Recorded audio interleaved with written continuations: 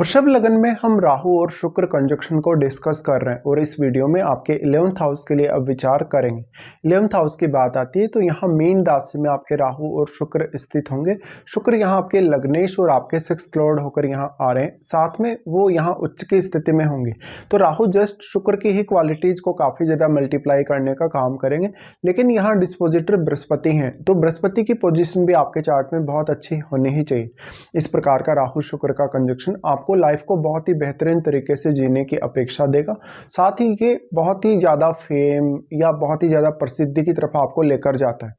इस प्रकार का जो जातक होगा अपने खुद के एफर्ट से भी अपने जीवन में बहुत कुछ पाएगा और राहु यहाँ आपको लीडरशिप क्वालिटीज अच्छी प्रदान करते हैं। इसके साथ साथ आपको इनकम सोर्सेज के मामले में ऐसा जो राहु होगा शुक्र के साथ होते हुए वो काफ़ी फायदा करवाएगा। इवन आपका फॉरेन से भी कोई इनकम सोर्स हो सकता है। राहु और शुक्र का ये वाला जो कंजक्शन है ये आपके रिलेशनशिप या आपकी मैरिड लाइफ के लिए भी उतना ही ज़्यादा इंपॉर्टेंट है, साथ में आपके पर्सनली अगर देखा जाए तो भी। यहाँ पे अब शुक्र वक्री कंडीशन में नहीं होने चाहिए। अगर शुक्र वक्री होंगे तो आपकी बहुत सारी ऐसी अपेक्षाएं या ऐसी मनोकामनाएं होंगी जो अधूरी रह जाएंगी। यहाँ पे अब कोई भी अन्य ग्रह क्या इनके साथ बैठा है, राहु या शुक्र के साथ जो भी प्लैनेट बैठेगा उसकी क्वालिटीज काफ़ी मल्टीप्लाई होंगी। तो अगर वो राहु का एक मित्र ग्रह है तब तो आपको काफ़ी ज़्यादा फायदा होगा और फिर आपको उन भावों से भी फायदा होगा जिनका स्वामी होकर कोई भी ग्रह यहाँ आया है। लेकिन अगर राहु का शत्रु ग्रह हुआ कोई भी ग्रह यहाँ पे, तो उससे आपको परेशानी बढ़ेगी। इवन कभी कभी आप दूसरों का फायदा नहीं उठा सकेंगे। लगभग आपको दूसरे लोग कभी कभी बहुत ज़्यादा चीट कर देंगे, क्योंकि राहु एक चीटर प्लैनेट है। तो जितने भी लोग आपके नेटवर्क में हैं, सोशल सर्कल में हैं, उनसे थोड़ा सावधान रहने की भी आपको आवश्यकता होगी। अब यहाँ कोई भी प्रकार का प्लैनेट हो, भले ही किसी भी प्रकार के प्लैनेट का प्रभाव है, तो वो जो एनर्जी एक्सचेंज हो रही है वास्तव में वो प्लैनेट के गुण किस प्रकार के हैं, किस प्रकार की एनर्जी यहाँ वो एक्सचेंज कर रहा है राहु और शुक्र के साथ। राहु का काम है मल्टीप्लाई करने का, तो शुक्र यहाँ एक्सपेक्टेशन को काफ़ी ज़्यादा मल्टीप्लाई करेंगे। ये एक्सपेक्टेशन आपकी धन लग्जरी को लेके हो सकती हैं, बहुत ज़्यादा ऐशो आराम को लेके हो सकती हैं, स्वयं की पॉपुलैरिटी या मान सम्मान को लेके हो सकते हैं।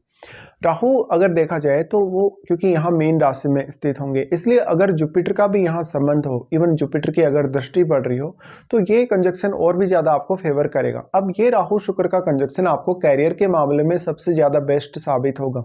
लेकिन रिलेशनशिप की बात करें तो पुरुष और स्त्रियों के केस में इसका प्रभाव थोड़ा डिफरेंट होगा। जैसे मान लो किसी स्त्री के चार्ट में अगर ये कंजक्शन है तो वो स्त्री बहुत ज़्यादा नेम फेम पा सकती है, वो सोशली बहुत ज़्यादा फेमस हो सकती है, वो इवन जो सोशल मीडिया है उस पर भी काफ़ी ज़्यादा फेम पा सकती है। इसके साथ साथ आप में कुछ ऐसे चमत्कारिक गुण होंगे आपकी वाणी में, आपकी पर्सनैलिटी में, जिनकी वजह से आप वो फेम पाएंगे। हो सकता है आप गीत संगीत से जुड़े हैं, किसी भी प्रकार के अन्य टैलेंट वाले फील्ड से जुड़े हैं, तो स्त्रियों के केस में उनको नेम फेम मिलने की जो चाहत है वो भी ज़्यादा रहेगी और उनको नेम फेम मिलेगा भी बहुत ज़्यादा। लेकिन जब रिलेशनशिप की बात आती है, मैरिज वगैरह की बात आती है, तो पुरुषों के केस में ये कंजक्शन उतना अच्छा साबित नहीं होता। लेकिन पुरुषों के केस में भी क्योंकि शुक्र आपको स्वयं को रिप्रेजेंट कर रहे हैं, तो ये सारी की सारी जो अपेक्षाएं हैं, राहु जो जितनी भी अपेक्षाएं आपको यहाँ देंगे वो सिर्फ और सिर्फ आपसे ही जुड़ेंगी। लेकिन शुक्र आपके लिए आपके वाइफ के कारक हैं। वाइफ के कारक होने की वजह से पार्टनर से भी आपकी बहुत ज़्यादा अपेक्षाएं होंगी और वो अपेक्षाएं आपकी पूरी भी नहीं हो पाएंगी उस हद तक जिस हद तक आप चाहते हैं। यहाँ पे अब जो आपका सप्तमेश है, क्योंकि आपके चार्ट में सप्तमेश मंगल है, तो मंगल की पोजीशन को आपको देखना होगा, या मंगल का संबंध बने अगर शुक्र या राहु के साथ तो वो भी आपको देखना होगा। मंगल का अगर राहु या शुक्र के साथ संबंध होगा तो उस केस में आपको पैसे का नुकसान होने के भी उतने ही ज़्यादा चांसेस होंगे और रिलेशनशिप में असंतुष्टि होने के भी चांसेस काफ़ी प्रबल होंगे। बट यहाँ पर आपको देखना होगा कि राहु और शुक्र वास्तव में कैसे कंडीशन में है, या शुक्र राहु के कितने ज़्यादा क्लोज हैं। पुरुषों के केस में फिर उनके बहुत सारे दूसरे फ्रेंडशिप या अफेयर वगैरह होने के चांसेस बढ़ जाते हैं, या जो भी आपका नेटवर्क सर्कल होता है, सोशल सर्कल होता है, उसमें स्त्रियों की संख्या बहुत ज़्यादा हो सकती है। तो अगर आप अपनी कोई भी पर्सनल बात कल को अपने पार्टनर के साथ शेयर करते हैं, जीवन साथी को बताते हैं, तो हो सकता है आपका जीवन साथी आपकी बात को पसंद ना करे। ऐसे में आपका पार्टनर कहीं ना कहीं आपको ब्लेम करने लगेगा या आपको काफ़ी ज़्यादा कैरेक्टरलेस की तरह जज करने लगेगा।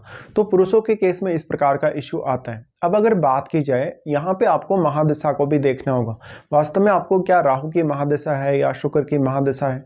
अगर राहु की महादशा होगी या इनकी शुक्र की अगर महादशा होगी तो आपको बहुत ही ज़्यादा फेम मिल सकता है। इवन आपका बार बार विदेश जाना या विदेश से भी कोई अगर इनकम सोर्स है आपको, तो उससे काफ़ी ज़्यादा आपको इनकम हो सकती है।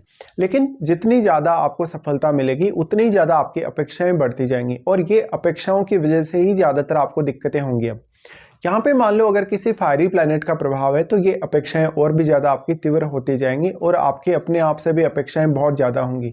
तो ऐसे में कैरियर रिलेटेड डिसीजन लेने या कैरियर में कहीं ना कहीं सेटल होने के लिए तो बहुत अच्छी स्थिति ये हो सकती है। इस प्रकार का राहु शुक्र का कंजक्शन है तो आपका जो भी इंडिविजुअल पर्सनैलिटी है, इंडिविजुअल किसी भी मामले में आपकी परफॉर्मेंस है, वो आपके लिए ज़्यादा मैटर करेगी।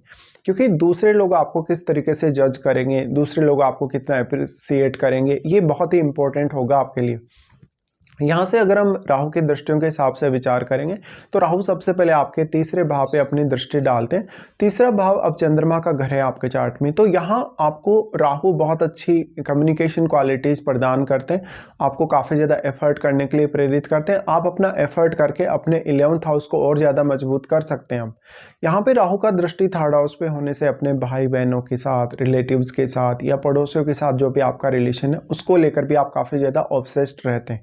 तो आपका जीवन में जो भी ट्रैवल होगा, जो भी आपकी यात्राएं होंगी, वो भी आपके लिए अब उतनी ही ज़्यादा इंपॉर्टेंट होंगी। साथ में आपका सेल्फ एफर्ट, आपका स्वयं का कितना ज़्यादा एफर्ट है किसी भी काम में या लाइफ में जो आपकी एक्सपेक्टेशन है उसके अकॉर्डिंग आपका एफर्ट है या नहीं, ये आपके लिए काफ़ी ज़्यादा ही मैटर करेगा। राहु का दृष्टि थर्ड हाउस पे है तो थर्ड हाउस में बैठे हुए प्लैनेट को देखिएगा, क्योंकि थर्ड हाउस में बैठा हुआ ग्रह अब आपके लिए बहुत ज़्यादा इंपॉर्टेंट रोल निभाएगा। राहु का उसके बाद शुक्र के साथ साथ दृष्टि आ जाता है आपके पंचम पे, लेकिन पंचम में आपके केतु बैठे हैं। तो केतु बैठे होने से यहाँ जितना भी एनर्जी फिफ्थ हाउस की तरफ आ रहा है वो सारा का सारा एनर्जी केतु एब्जॉर्ब करने का काम कर रहे हैं, तो वो एनर्जी में यहाँ कमी डेवलप कर रहे हैं वो। यहाँ पे अब इनका जो स्थिति है, केतु का जो स्थिति है, केतु के साथ बैठे हुए ग्रह को देखिएगा। केतु के साथ मान लो आपके चार्ट में चाहे कोई भी ग्रह बैठा होगा, उस ग्रह की क्वालिटीज आपको काफ़ी कम लगेंगी। वो ग्रह आपके चार्ट में जिन जिन भावों का स्वामी है उन भावों से जुड़े कार्य करने के लिए आपको बहुत ज़्यादा केयरफुली प्लानिंग करना होगा। काफ़ी सारे ऐसे फैसले आपके हो सकते हैं जो गलत हो सकते हैं या जिनको आपने सही से प्रॉपर प्लान नहीं किया। यहाँ पे अब राहु और शुक्र दोनों का ही प्रभाव केतु पर है, बट केतु के साथ यहाँ जो प्लैनेट बैठा है, क्योंकि उसकी एनर्जी भी यहाँ है आपके पंचम भाव में और उसके गुणों को केतु काफ़ी एब्जॉर्व कर रहे हैं। और राहु के साथ जो प्रभाव यहाँ दिख रहा है केतु पर, क्योंकि राहु और केतु के मध्य 180 डिग्री का एंगल है, तो राहु का एक सीमा तक ही प्रभाव केतु पर पड़ सकता है जितना वो एंगल है। लेकिन शुक्र की क्वालिटीज़ काफ़ी मल्टीप्लाई हुई है तो शुक्र का प्रभाव कहीं ना कहीं केतु पर ज्यादा पड़ेगा, बट केतु इतना ज्यादा सक्षम है कि वो दोनों की क्वालिटीज को ही सोखने का काम करेगा, जिससे वो पंचम भाव से आपकी अपेक्षाओं को उतना तीव्र नहीं दिखाता जितना राहु और शुक्र आपकी अपेक्षाओं को 11th हाउस से तीव्र दिखाते हैं। अब आपको यहाँ देखना होगा कि कौन कौन से अन्य ग्रहों का प्रभाव आपके पंचम भाव पर है।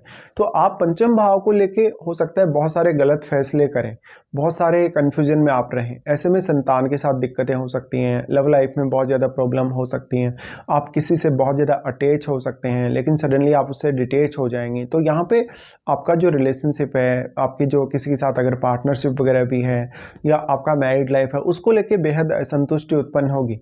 इसलिए अपने जो भी आप निर्णय लेने वाले हैं, किसी को भी आप अपना पार्टनर चुन रहे हैं तो काफ़ी ज़्यादा केयरफुली आपको प्लान करना चाहिए।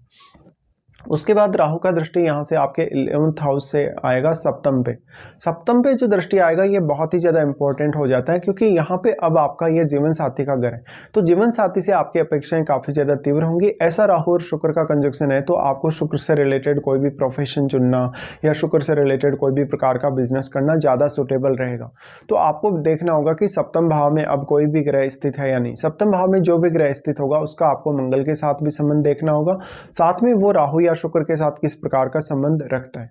यहां से अब आपका जो पार्टनर है कभी कभी आपको चीट कर सकता है इवन। तो राहु का दृष्टि पड़ने से यहाँ सप्तम भाव से जुड़ी हुई आपकी अपेक्षाएं हैं उनमें भी काफी ज्यादा तीव्र वृद्धि होगी और हो सकता है आप अपने नेटवर्क में से ही, आप अपने फ्रेंड सर्कल में से ही अपना पार्टनर चुनने के लिए देखें। तो एक बहुत ही परफेक्ट लव मैरिज की तरफ भी ये कंजक्शन इशारा करता है। तो इस प्रकार के रिजल्ट आपको देखने को मिलेंगे। अब इसमें आपकी महादशा का रोल बहुत इंपॉर्टेंट है। अगर मान लो आपको राहु की या शुक्र की महादशा है या इनके साथ बैठे किसी भी ग्रह की अगर महादशा है तो उस दशा पर आपको विचार अवश्य कर लेना चाहिए।